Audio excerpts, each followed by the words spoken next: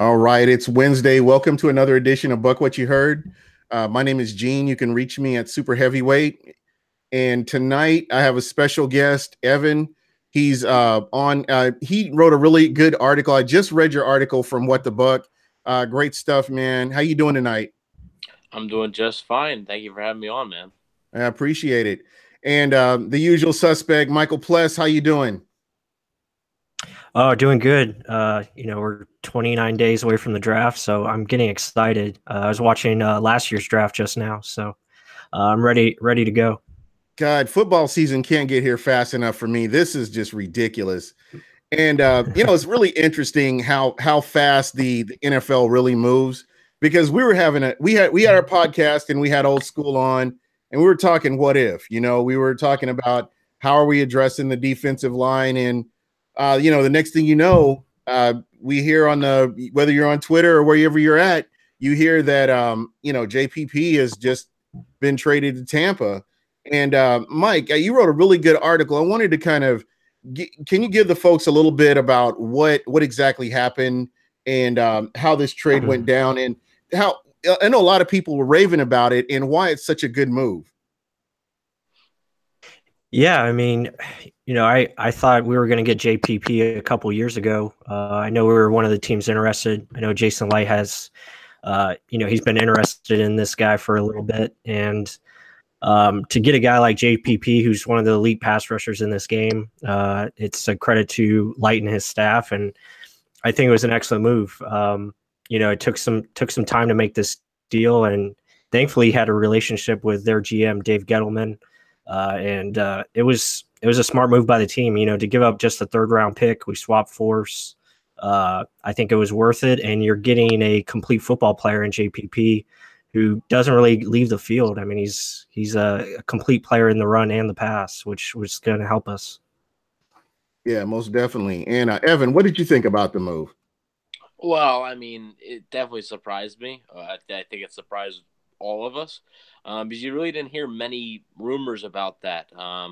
You heard them they missed out on Robert Quinn. You heard that they were in on Michael Bennett as well, but missed out on both. And I mean, not even in Giants territory, you didn't necessarily hear JPP's name as a possible trade asset. So it was definitely a surprise, but to me, it was a pleasant surprise. I think just to give up it, just like Michael said, to give up essentially a third round pick, and you're actually moving up in the fourth round 6 spots. So it's not easy to find a pass rusher these days. And JPP had 8.5 sacks last season.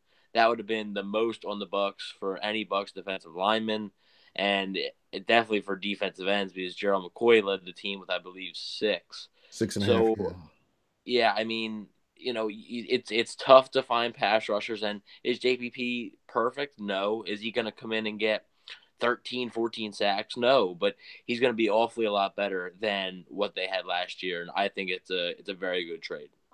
Yeah, and in my opinion, the most important thing is upgrading a position. If you have deficiencies anywhere along the line, you want to upgrade that. You don't want to make a lateral move.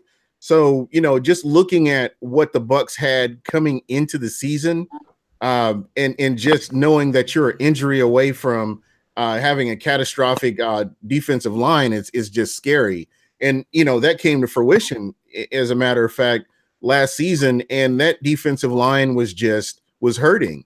And if you look at the moves that Tampa's made, you've got consistency coming in. And to me, that's the most important thing. And, I've had this argument with people. The offense is the main part of this team right now. The defense just has to be able to get the stop, get that 3 and out. And, there's a bunch of other things I want to discuss later on in the show. But, just kind of starting out, it's important to fix some of the things that we saw. They could not stop the run. And we've talked about this week in and week out, the Minnesota game, the Buffalo Bills game, which Michael Pless made a great point about, the Buffalo Bills game, especially where they ran the ball. That's why they won. I mean, Tampa, for all intents and purposes, should have won that game. I believe the Vikings game, which was one of the more lopsided games, that one in the Saints. But I believe that, if Tampa stops the run, it's a totally different game. So they've gone out and they've addressed some of this. And I really hope that moving forward and throughout the draft that they continue to address the defensive line, because you need good pass rushers and you need depth. And it's taken a long time considering how bad this team has been for so long. Yeah, I definitely agree. And I mean, we saw it 2 years ago with the wide receivers. Vincent Jackson went down with an injury, and then there was only Mike Evans, and Adam Humphries was decent, but I mean, Adam Humphries isn't. He's a very good slot receiver, but I don't know how much of a threat he is as a number 2 receiver. And at the time, it was Mike Evans and Cameron Brate, and that was it. So what did Light do? He went out in the offseason. He signed Deshaun Jackson, who was one of the top wide receiver guys out on the market.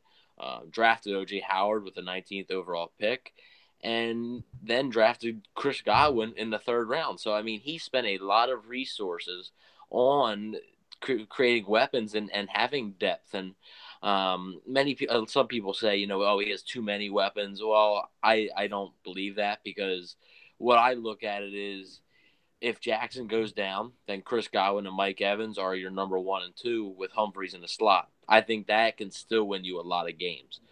If Brate goes down, then Howard becomes your main guy.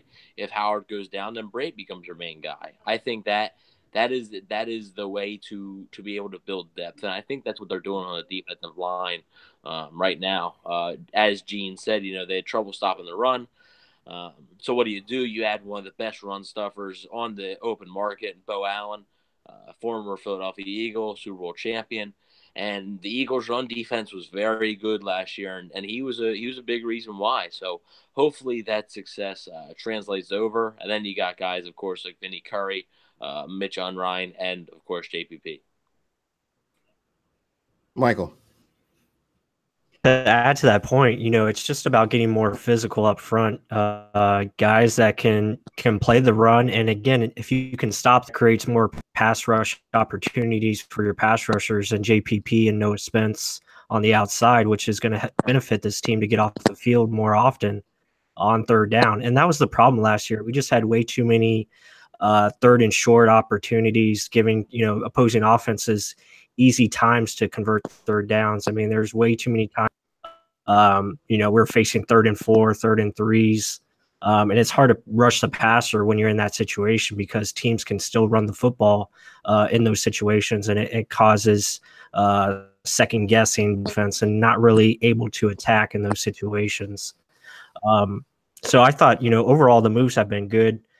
Being able to get a Bo Allen, like Evan said, and getting Vinny Curry, who's really good and really generate pressure. And that's what this team needs, being able to disrupt in the backfield. Yeah, and there you go. That's very important. And just being consistent, being able to stop the run. I mean, you look at the Arizona game, and I'll mention this week in and week out until I can see that they fixed it.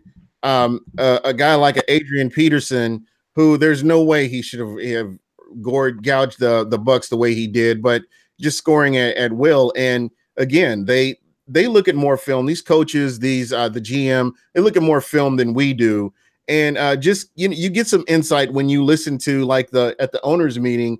I don't know if you guys heard some of the comments from Jason Light about how there were players out there that they wanted, but they couldn't get. And then they ended up getting the players they got.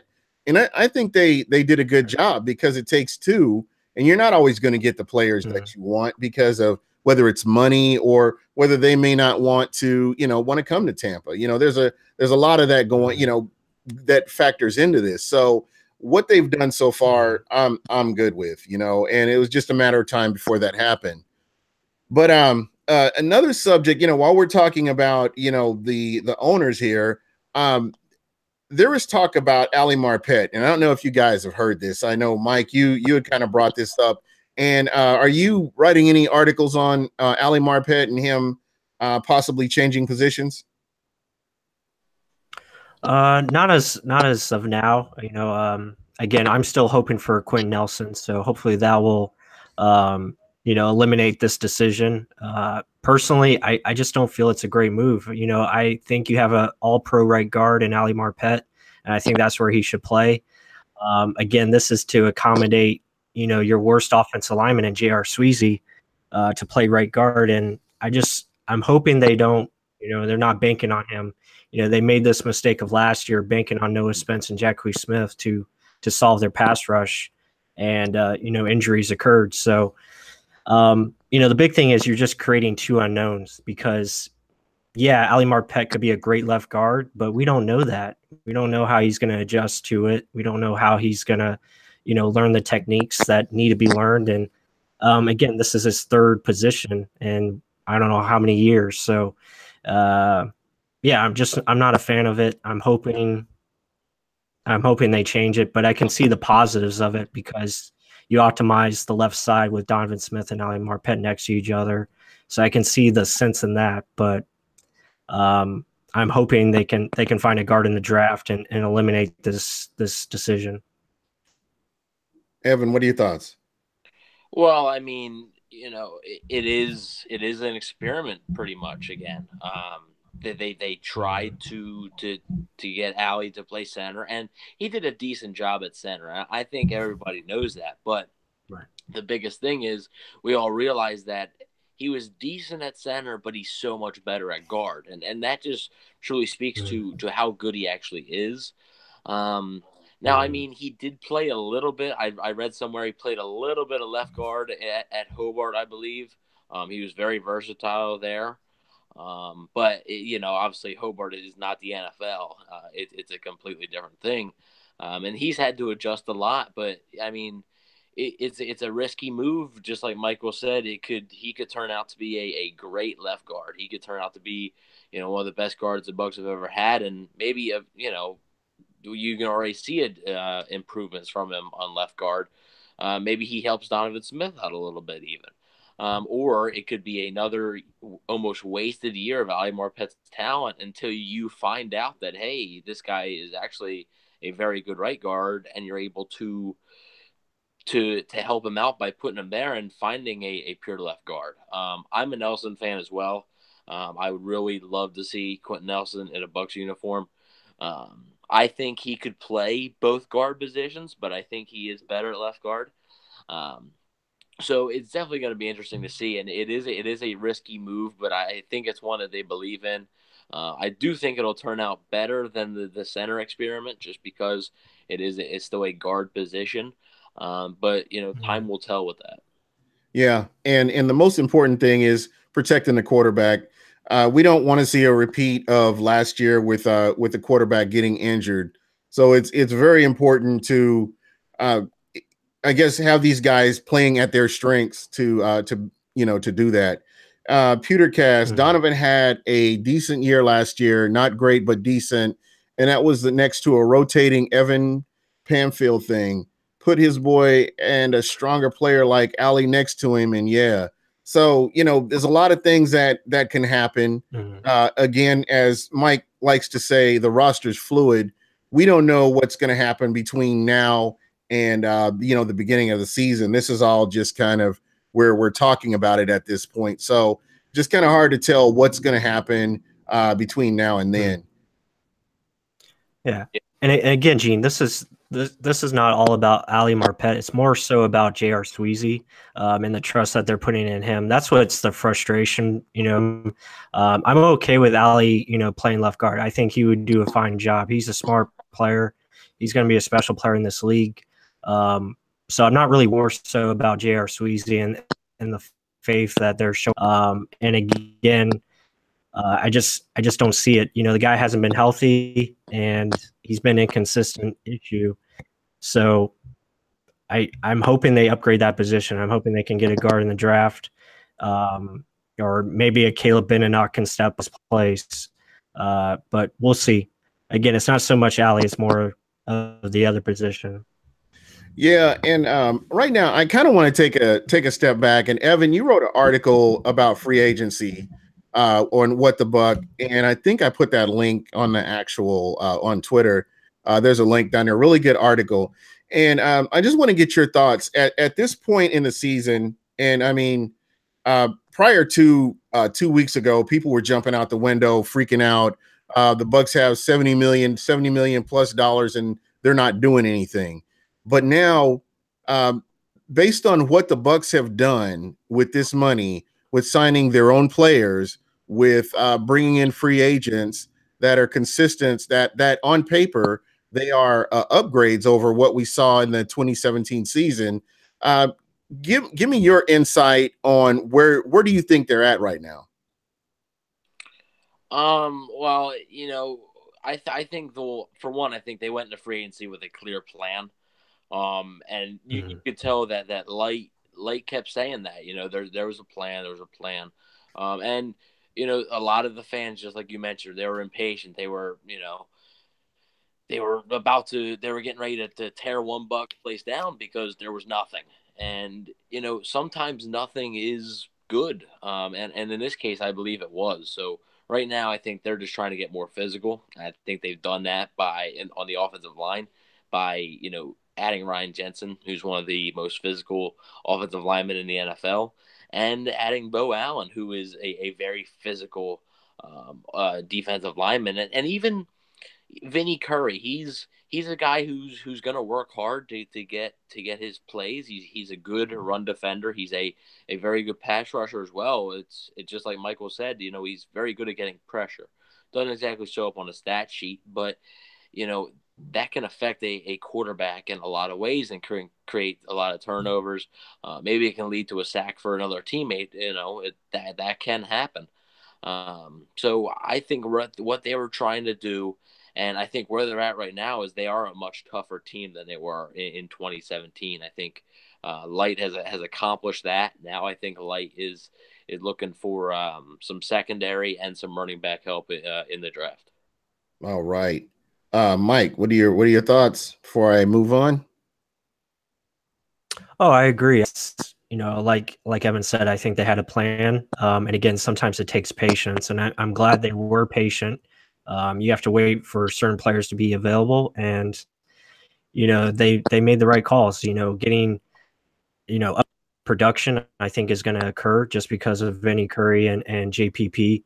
And then you have Noah Spence, who hopefully is healthy, and you have him coming off the bench now as a role player, a guy that can be that pass rush specialist. Is definitely going to help them improve. And now you move Will Golston to more of a reserve role, which is good for him as well. So, yeah, most definitely. And like Evan said, I think the focus is going to be running back and secondary in the draft. Um, you know, along with other positions. Again, I think they'll still go BPA, which is best player. But we'll see how it turns out. I think they're in a great position to really go anywhere. They have a lot of flexibility, which is good. Yeah, there you go. A question for both of you. I know this has been the hot topic. To me, it's running back, but to everybody else, it's the secondary. What are your thoughts on the secondary? I mean, who do you draft? And now let's go. Let's get out of the first round and let's look second round on down. Uh, what caliber of players are out there? Are there players that can come in and just right off the rip just help this team? Well, I mean, if you're looking for it, honestly, all depends on what they would be doing in the first round. Because if they pick Denzel Ward at number 7, I really don't see them going corner or safety in the second round. I see them definitely picking a running back or a guard in the second round. But let's say they would draft a guy like Quentin Nelson or Bradley Chubb or Saquon Barkley, whatever. There could be a few options. The safety class is okay. There's some names I like. Deshaun Elliott from Texas, I like. Everybody's like, there's a lot of people that are all over the place with him. Some people have him in the first round, some people don't. I like Mike Hughes, cornerback from UCF. I think he's a good player. I think he could be available in the second round. But one of my favorite guys is Jair Alexander from Louisville, cornerback. I think he is a fantastic player. I think whoever he goes to, I think he's going to develop. Maybe not right away as per terms of immediate impact, but I think in a year or two, he's going to develop into a very solid number one, like low tier number one, high tier number two cornerback. The only problem is I don't think he makes it that far. He did good in the combine. He performed well, and I think he's going to perform well at his pro day, which is actually tomorrow at 11 a.m. I believe is the Louisville pro day, and I think he's going to end up seeing himself in the 25 to 30 range in the draft and just be out of the Bucs' reach. But I mean, you might not get an all-star with that second round pick if you pick in the secondary because it does take time. But in my opinion, it would be better than putting Ryan Smith or Robert McClain out there. So I do think that it would definitely be a good thing. That's basically what I'm trying to say. Michael Pless. Yeah, I mean, as far as what Evan was saying, again, I think there's a lot of good secondary players in this draft. I think it's one of the strengths of the draft, especially at corner. I think you can find, starting material all the way into day 3 of the drafts. I think safety. I think there's some guys that are going to fall just due to the depth of other positions. I like Marcus Allen from Penn State. I think he's a guy that could be, there in day 3. As far as corners, there's a lot of good corners. Mike Hughes, like Evan said, is really good. He's high on the list. Carlton Davis from Auburn is another good player. Quentin Meeks. There's a lot of good players that could be available, especially going into day 3. Small school guys that I like. There's a good, solid corners in this class that can help this team. So personally, I'm not really worried about secondary. I do like the guys that we have on the team right now. I do like Vernon Hargraves. I like Ryan Smith. I like Javian Elliott. Again, all those guys are more benefit to play more press man coverage. So really, if the scheme is more adapt to being aggressive to help these guys out, I think it'll benefit them. Again, better pass rush is going to help the secondary. You're going to see for tip balls and interceptions if you have pressure on the quarterback. So that goes hand in hand. But yeah, I mean, I think, it really depends on what they do first round. If you're taking a Derwin James first round or you're taking a Mika Fitzpatrick, that really sets you up for that running back position in round 2, which I think is where the value's at. You can get a guy like Nick Chubb or Sony Michel maybe. So really, like I said earlier, the Bucs are in a great spot. They have a lot of flexibility, and there's a lot of room to make maneuvers. So they're in a good spot, I think. And do you see them picking best man available throughout the draft? Or do you feel that they have to reach for any positions out here? I think they'll go, I think best player available is the way to go. I think Jason Light did it last year for most of his picks. Again, it's BPA, but you're hoping that BPA matches your needs. Really what you're looking at, really it's finding the value and making sure, that guy he's a fit in what you're doing schematically. And if you can do that, then most of the time you're going to be successful. And I think I think the Bucs are shaped up well to have that happen. I think there's going to be good players at their picks, pretty much for every selection. All right, Evan.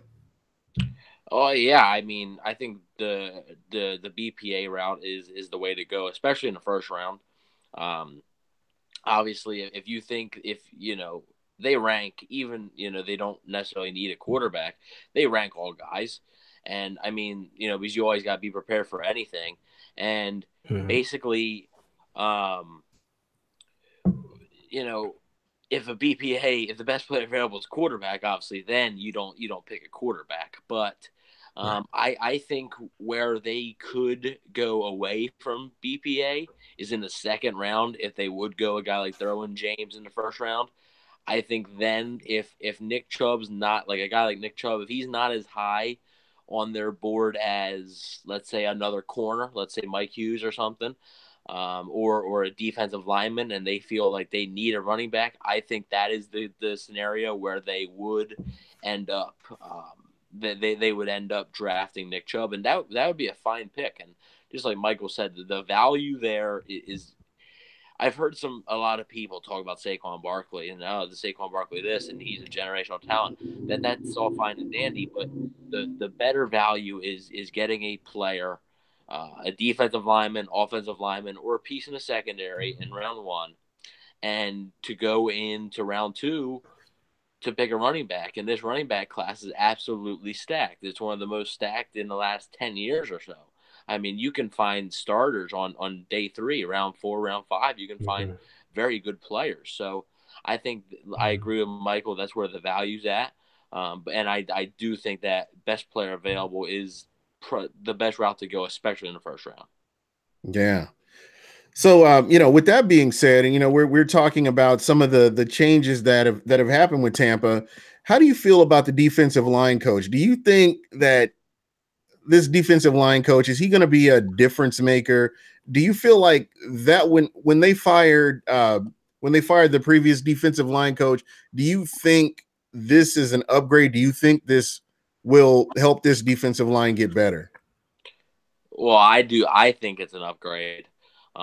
Just from a pure just coaching standpoint, I think Brenton Buckner is a better coach than Jay Hayes. But I mean, you got to think when Dirk Cutter was hired and it was said that Jay Hayes was joining Cutter, a lot of people loved that move and they thought Jay Hayes was going to be a very good coach, and it just didn't really work out. But I think it's going to work out better for two reasons. One, I do think Buckner is a better coach than Hayes. And two, the Bucs defensive line on paper at least and injury free is better than the Bucs defensive line was last year. So I mean that is like a lot of guys didn't want to see Hayes go would say, well, you put Will Clark and Ryan Russell out there, that's what's going to happen. And now you have Vinny Curry, you have Jason Pierre-Paul, you have healthy Noah Spence, Bo Allen with Gerald McCoy still. There's more horses, I guess you could say. So, but I do like Brenton Buckner. I think he is a very good coach. I think he's going to try to bring the best out of players, and he's already making an impact. Vinny Curry pretty much said that at his press conference. I actually rewatched that press conference earlier today, and he said, it was like he had a manual out on me. It said, he knew everything about me, and he really sold him on the place. So I think he's going to really motivate guys, and I think they're going to start living up, especially guys like Will Golston, Noah Spence. I think those guys are going to start living up to their full potential. Yeah. Michael Pless.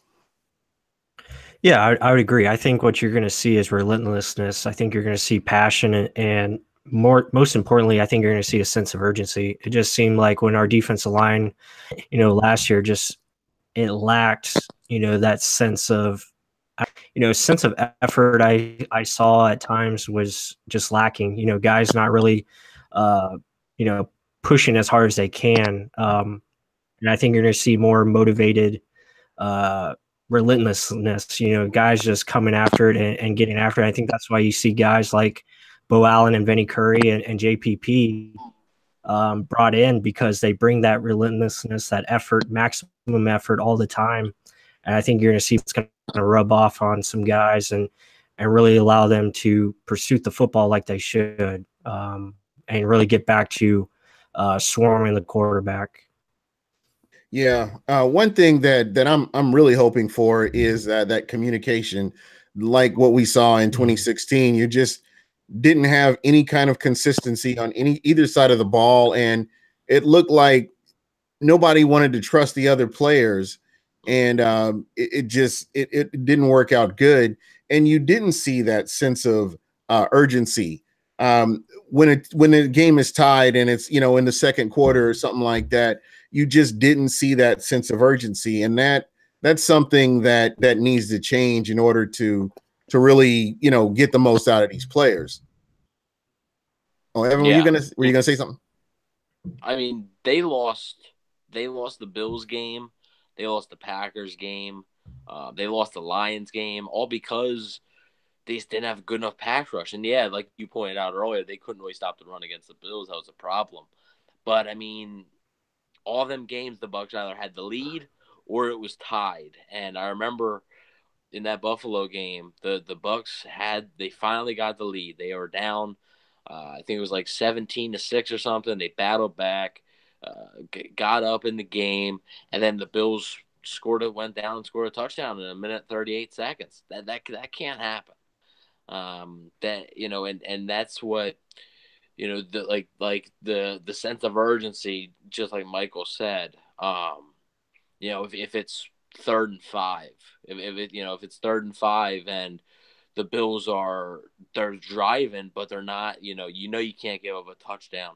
It didn't seem like, and maybe they didn't have the best players. I'm not gonna say, that they were all stars, because they weren't, but it didn't seem like they knew like what was actually happening. It seemed like they let like a lot go by, and I'm not questioning their effort at all. I think that those guys, they tried, but it didn't look like, whether it was a blitz coming in late or a stunt that was late, it didn't look right, and it didn't look like they really wanted to get after that quarterback as much as some other teams would in a certain situation. Yeah, most definitely. And and you've watched the game film. We've all watched the game film, and you could see defensive linemen on their butts, and you can't have that. You see guys just getting moved out of the way, and a running back running through a hole the size of a stadium almost, and it is just frustrating to watch that. And I just can't put my finger on what happened, but it just doesn't seem like. And I don't want to say effort, because those guys go out there and play. I'm not going to question anybody's effort. I'd be pissed off somebody questioned my effort. But again, it just seems like just something was missing there. Definitely. And Mark Goodman was mentioning the stunts. The stunts never made any sense. I said that back when Greg Schiano was a coach. Nothing's changed. It's just you game plan to your players' strengths. And I'm sorry, that just wasn't a good look. And again, that's one of those things that I really hope to see improvement. And it's something that we can all kind of look forward to. Mike, were you going to say something? Oh no, I completely agree. Yeah, as far as what they brought in, I think is definitely going to make this team better. I think Buckner's a great addition. And he's going to bring energy to that D-line room. And I think that's, they need to bring some passion and fire and really become more nasty. I think they have to be more nasty up front, physical. And I think you're going to see that this year with the additions they made. All right. Well, we've kind of touched on the Bucs a little bit, but there's been a lot going on in the NFL, and we really haven't gotten a chance to talk about it too much. So, I'll put some questions out there. The Cleveland Browns, you see all the moves the Cleveland Browns have made this season, whether it's through trade or, where they are with the draft. Do you see the Cleveland Browns making the playoffs, buy or sell? I'm selling that. I'm still, I'm taking the wait and see approach with the Browns, because I do think they'll be better. There's not much, you can only go up from 0-16.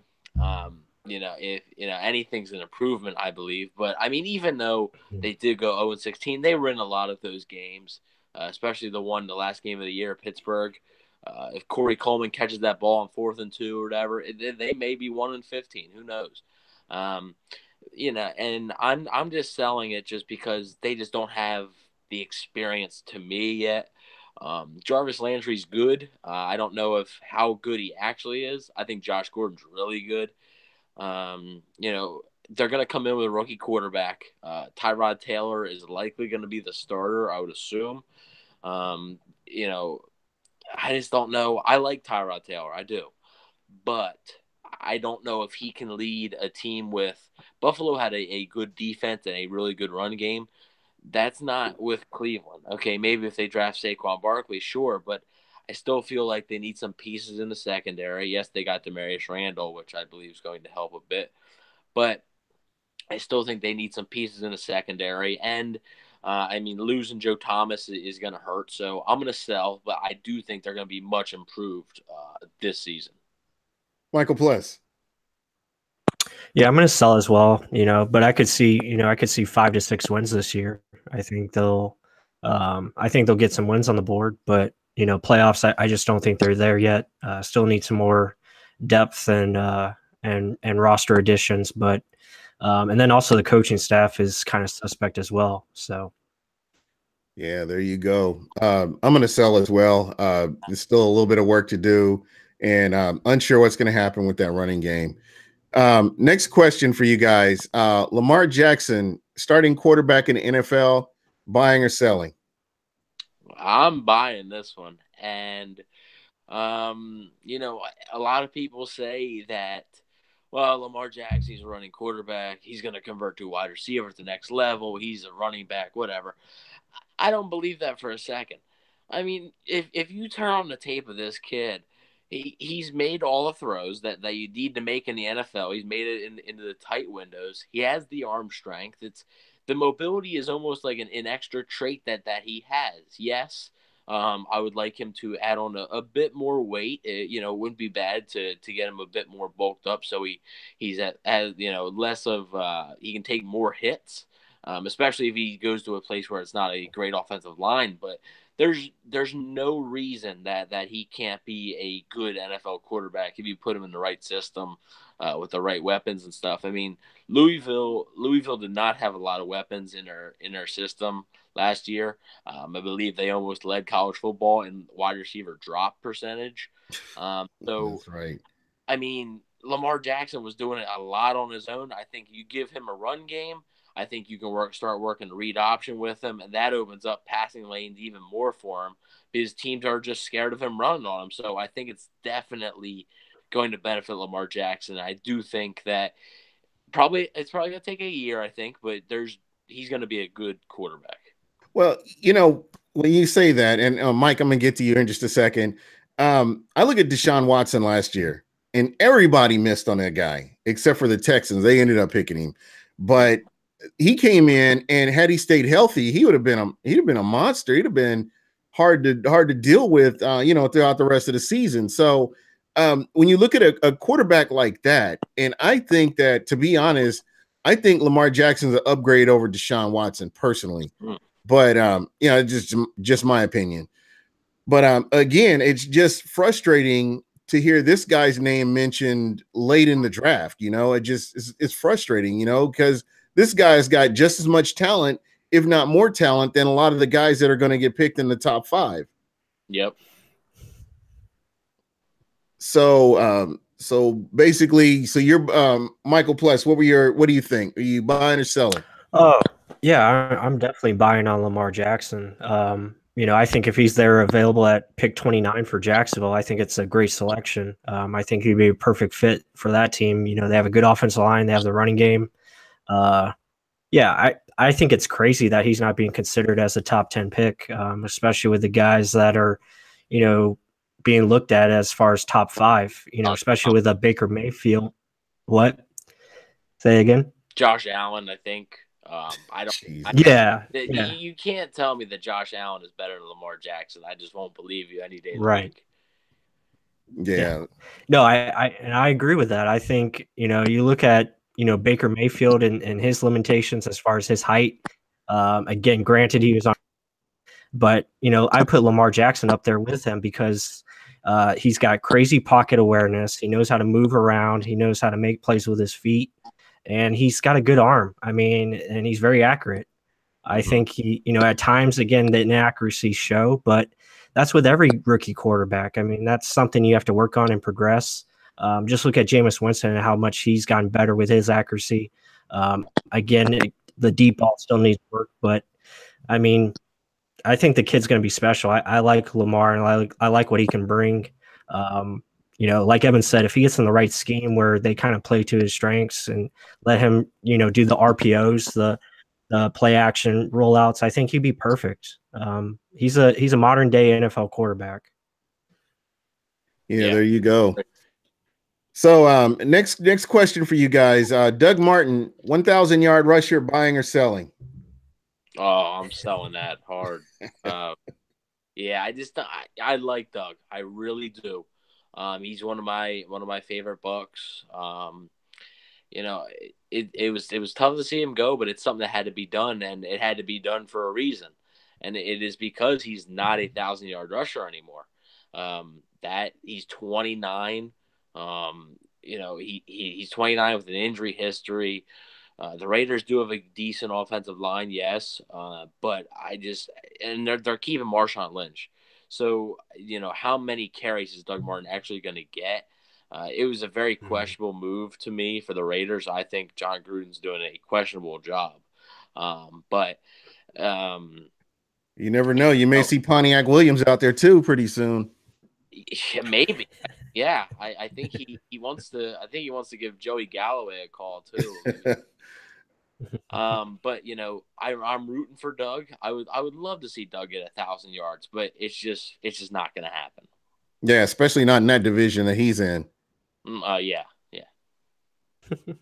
So yeah, I'm selling as well.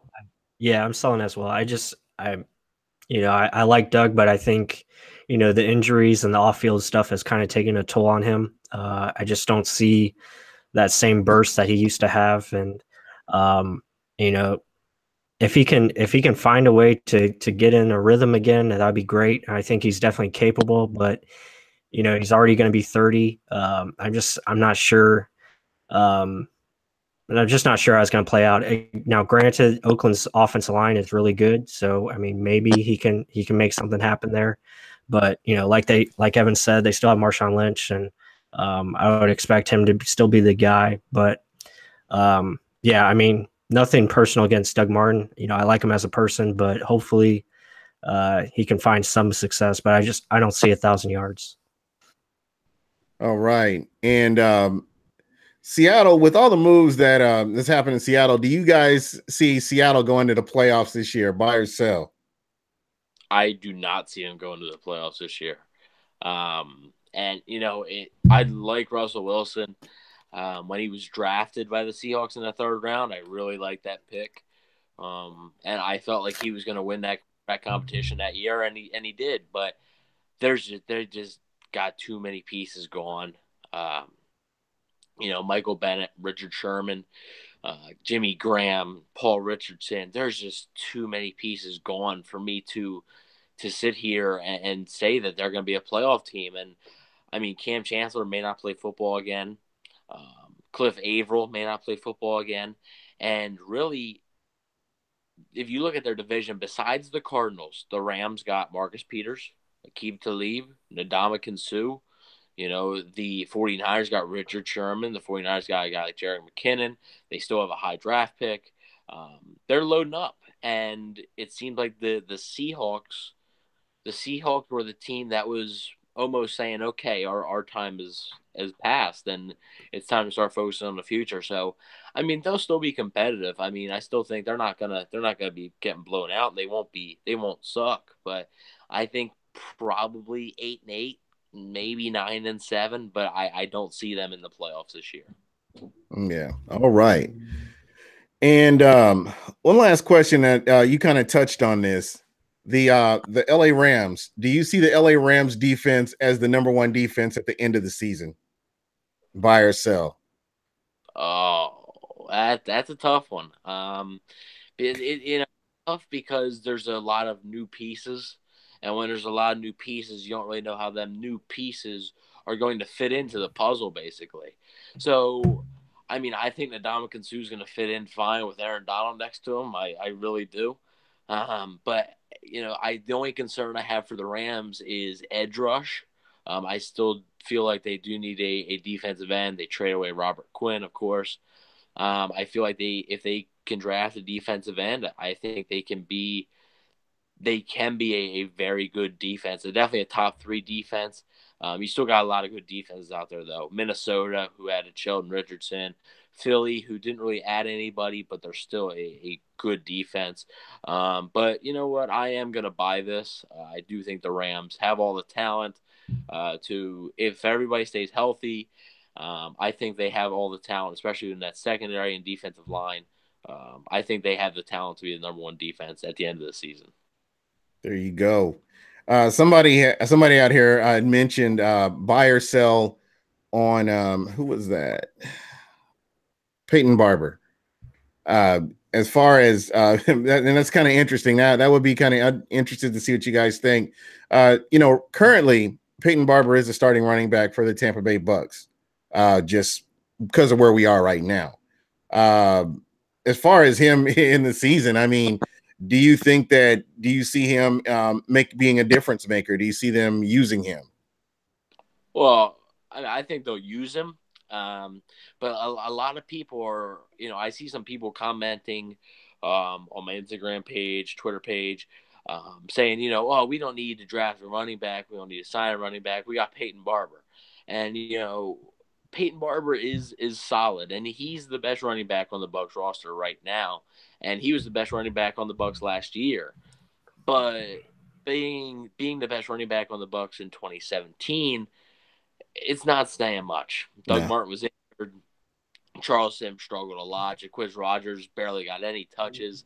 I like Peyton Barber a lot. But I do feel like he's going to come in and be with a rookie, and I feel like they're going to split carries. But I do feel like towards the end of the year, I think that rookie is going to end up becoming that bell cow running back. So I like Peyton. He may start out the year getting a lot of carries, but towards the end of it, I think he is a solid backup running back. Michael Pless. Yeah, I agree with that. I think Peyton Barber is a solid back, a guy that can be inside runner that can get you those tough yards and be a goal line power back that you're looking for and score touchdowns in the red zone, which is good. But I expect them to draft a rookie, and I think that rookie is going to pretty much take over by the end of the season and be that guy. And I think, and you need multiple backs in this league. You got to have guys that can do certain things and be versatile. And I think that position, I think they're going to have a pretty complement, running back, kind of, mix it up with him and Jaquiz Rogers and the rookie running back as well. So I think it's going to be interesting, but I think that's the position that they're going to upgrade for sure. Yeah, definitely. So guys, here's the $1 million question.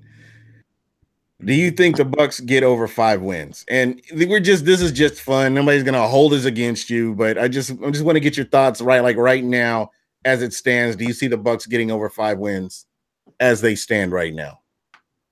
I do. As they stand right now, before the draft, of course, I see them as an 8-8 team, maybe a 9-7 team. It's I'm trying not to buy in too much because of what happened last year.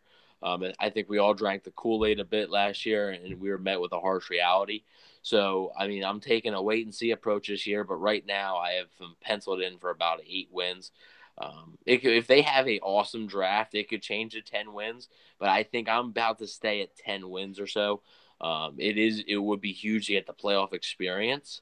And I just think they need just some more pieces. The secondary, maybe shore up that offensive line. Plus, you got the Jameis possible suspension. He can miss 4 games, maybe 6 games, and that could play into it. So, I mean, you still got a lot of questions. And, 8 wins, does it save Cutter's job? Maybe. Yeah. I think it all depends on how close these games are. I think it may bode well for Jason Light if Jason Light's first-round pick isn't a bust. Like if the first-round pick and the second-round pick are both doing well, but the team just isn't clicking, or it's a scheme, or it's the coaching decisions like it was last year for part of last year, I think Light would stay, but Cutter would go. I think if Cutter does get to 9 wins, I think he stays. I think the Glazers would look at that as a winning record. You're able to rebound, go ahead, get your final pieces, and make a playoff push the next year. Now, 8-8. I hope it changes, but 8-8 is where I'm looking at right now, which is obviously clearly better than, I think we'd all rather be talking about an 8-8 team right now than a 5-11 team. Yeah, most definitely. Michael Pless. I don't know. Ask me after August. I'll let you know. But yeah, I think they're better than 5 wins. I think, last year I thought they were better than 5 wins, and I think they still are. This is a talented football team. Again, a lot of circumstances didn't go their way. They had a lot of bad luck, a lot of injuries that were unfortunate, coaching decisions that just didn't work. So, the main thing, I'm afraid the coaching is going to hold this team back. I think they're very talented, but I worry about the staff as far as their decision making, especially on the offensive side of the ball, which should be their strength. Looking at this offense, it is a vertical offense that needs a lot of time, a lot of long developing routes, and that's why I'm hoping they get Quentin Nelson, because that would benefit the offense the most and really make this team take it over the top as far as offensively goes. But yeah, I think, I'm right there with Evan. I think 7 or 8 wins is logical right now. Yeah, there you go. I would give you my opinion, but I'm waiting until week 6. I just wanted to ask you guys. But no, that's the one thing that's been frustrating. It's been frustrating for everybody is the play calls. And I've had people tell me that, if the Bucs, if players catch the ball, if players get those yards, if players get those stops, then it's a different thing and it's not the play calling. But if you have a squad and you have your defense set up for certain players and you don't have that talent, you have to kind of make those adjustments and get to those play to those players' strengths, I would think. Mm-hmm. But you see somebody who's got their blinders on, and regardless of who's out there on the field, this is the way they're running the defense, or this is the way they're running the offense, and you just can't do that.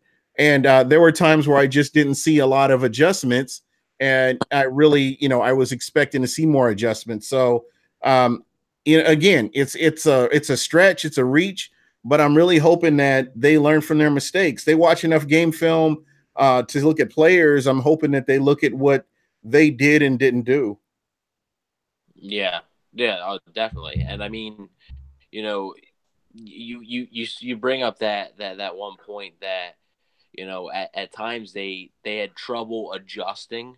And I mean, to me, that's the number one thing in coaching. When you go into that locker room at halftime, whether the first half was good or whether the first half was bad, you still should always adjust.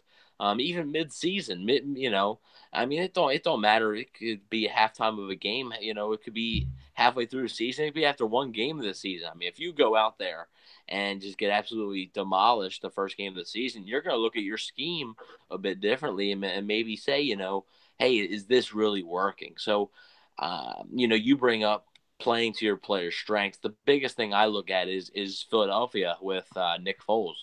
Do you think that the Eagles would have won the Super Bowl if Doug Peterson didn't adjust the offense to Nick Foles' style? The RPO, the quick, easy reads, Carson Wentz and Nick Foles are two different quarterbacks, so you needed to change it up. Honestly, though, I do think with the backup situation like that, I think Jameis Winston and Ryan Fitzpatrick are pretty similar quarterbacks. I think Winston takes a bit more chances than Fitzpatrick does, and that's just because Fitzpatrick's been in the league for 12 plus years, and he knows when to go down, he knows when to slide, he knows when to throw it away, and Jameis is still learning that, but he'll get there. But I think the Eagles wouldn't have won the Super Bowl if Doug Peterson wouldn't have adjusted to Nick Foles' playing style. So I think that is a big thing, and I look at Deshaun Jackson the most. I mean, what do you do with a guy who is fast? You can run him upfield, sure. What happens when your quarterback's weakness is throwing the ball downfield with accuracy, which was shown? Okay, then you want to get him out in space and in the middle. Have Jackson run slants. Have him run quick outs. Have him run, quick short posts. And the one time he ran a slant was week 5 versus the Patriots, and he was able to take the top off the defense, and he went for 50-some yards.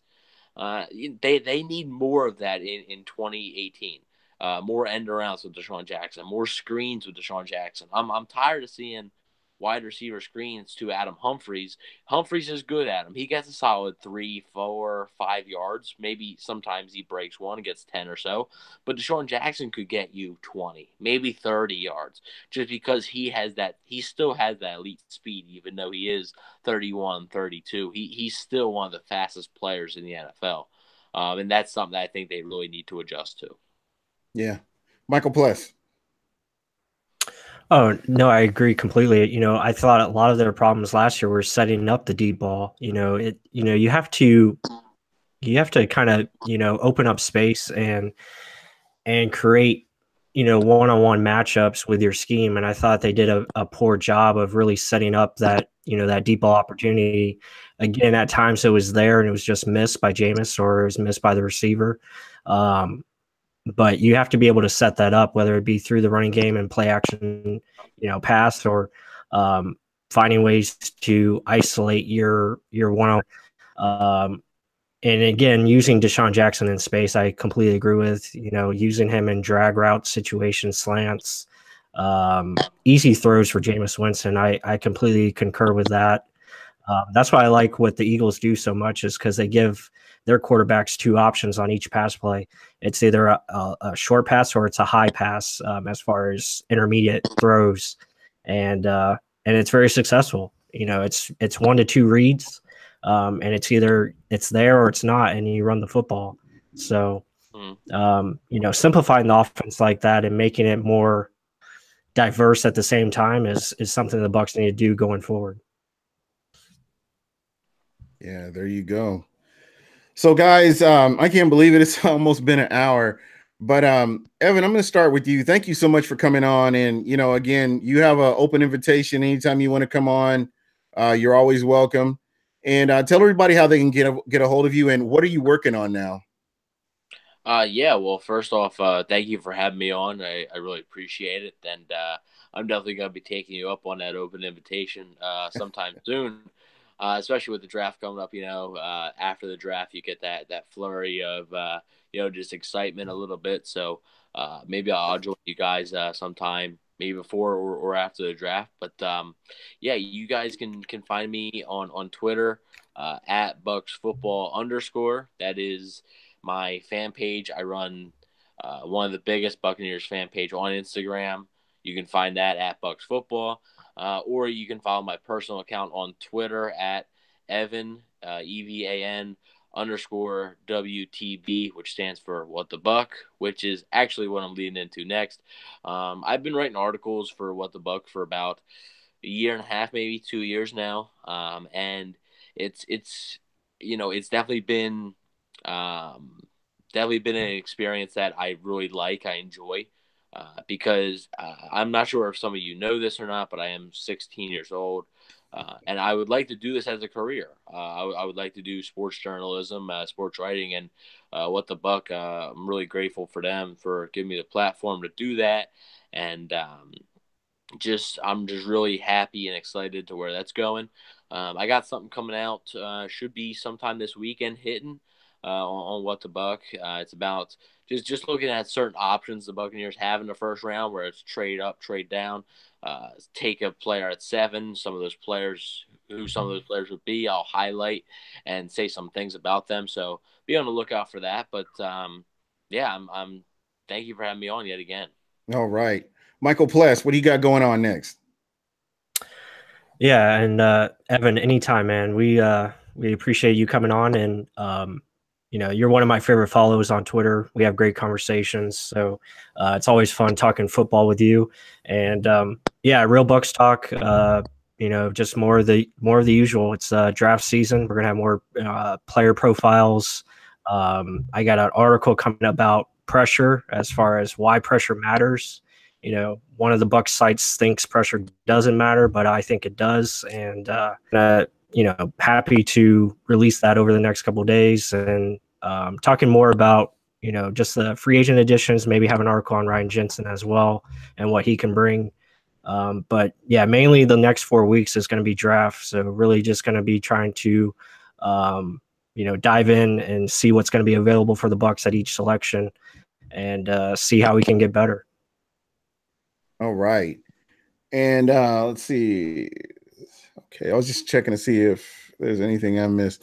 And for me, stay tuned, folks. We're going to be doing a radio show once a month, working out the final details on that. So there will be like 1 week where we'll be on the radio.